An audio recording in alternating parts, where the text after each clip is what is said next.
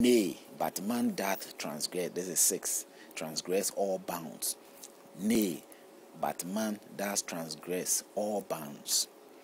We keep going back. We keep sinning. We keep doing the wrong things. We keep falling away from his boundaries, his rules and all that. In that he looketh upon himself as self-sufficient. You feel that you are okay. You are independent. You feel all right to yourself.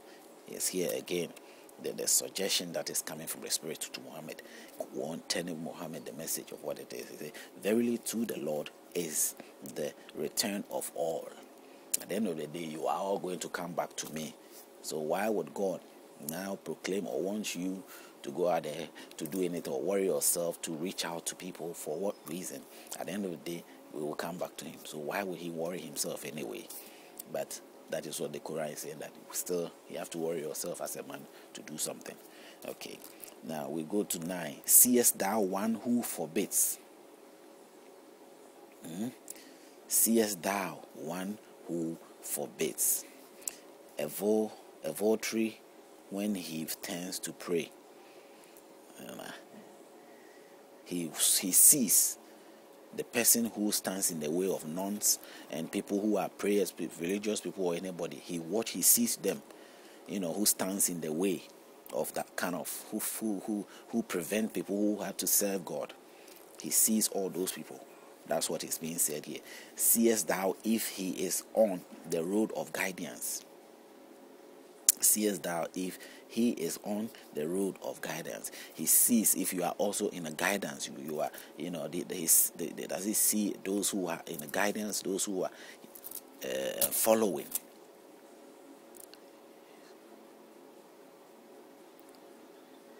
Those who are being guided somehow, are having a guidance in life, in the fellowship, or in terms of moral standards or moral life, or a way of life that is a Muslim Islamic way of life, or any way of life, as long as God is concerned here, according to the message. Seest thou of if he is on the road of guidance? These are all questions that has come. Seest thou if he denies truth and turns away? If you're also the type denies truth and all that, he sees all that.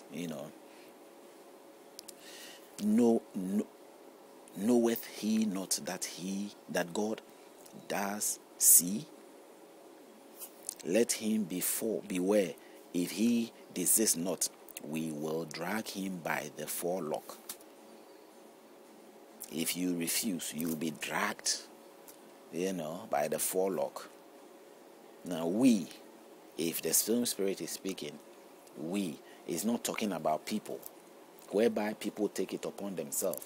Like I just watched on the YouTube, somebody, just cut off the head of another person. For whatever the person did, I don't know. But his head was cut off by another person. Funny things to somebody. The presenter see it as a funny thing, and I look at it and say, "This is something isn't right here." They kill him as an animal, as killing as a chicken. A human being being slaughtered that way. He cut off the head. Now, and as I said before, they were giving this Allah Kubadu words, which is something similar that you can compare to Islamic way of doing things. So you look at them and say maybe they are Islamic, or it was recorded and fixed in there. Nobody knows. But these are how it's all sounded like. But at the end of the day, these people who did that, what question do I have to ask them? All I ask is that, according to what we read here in the first revelation that has come from Allah, it says what? In what do you call it? In 16, it says, let him be aware. If he desist not, we will drag him by the forelock. Who is he saying? Is he saying that you who cut off the person's head has the right to do that? No. He said God himself, Allah, the group of Allah people, the creator, the creators, he and his people, his angels, they will drag the person by the forelock. He is not giving any man the authority to crush another man. You have to allow God, or you have to allow Allah to be Allah. How do you do that? By giving him the respect that he's capable of handling or dealing with his own affairs, not you. You understand? He will not put you in that situation. Because when you do that, the next minute, God knows all the secrets, and you end up, because you definitely are not righteous, you do some things wrong. Then that thing you also do wrong, you also would deserve the same thing that will come to you. What would you do? People will condemn you because you did it to another fellow person, and they can't have any mercy on you. So God wouldn't put you in that situation. If God is the merciful God, it is more logical and sensible, to my view and his view, that he will not put you in that situation to make you vulnerable enough to your fellow people, or make you become, or people generate some vendetta against you in that sense, because he definitely will not encourage violence among ourselves. And every time, ways to pursue peace will be more acceptable way of relating things to him than any other, because that is who you feel God is, because he created us, he did everything. And if he continued bringing out the errors in our life, or us as being sinful and all that, it is more revealing that he was not very accurate in his work.